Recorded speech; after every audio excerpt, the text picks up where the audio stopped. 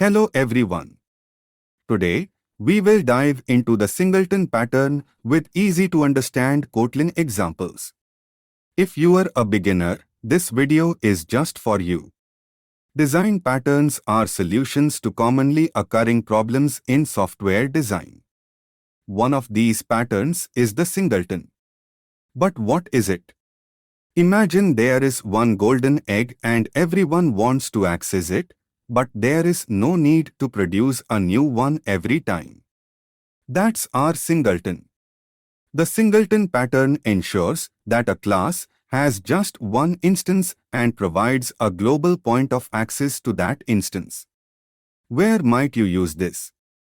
Settings, cache, and thread pools are classic examples. In Kotlin, it's super easy. Just use the object keyword. Here is a basic example. Whenever you call singleton.displayMessage, it will always use the same singleton instance. Think of it as a VIP club. There is only one entrance or instance, and once you are in, you are accessing the same environment every time. But what if our singleton is resource heavy and we only want to initialize it when needed? Enter lazy initialization.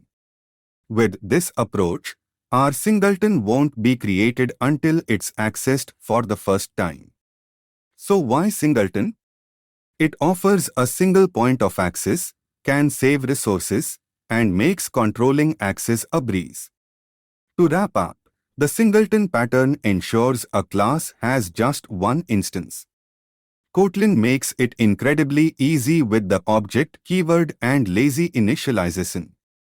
If you found this beginner-friendly explanation helpful, make sure to like, share, and subscribe.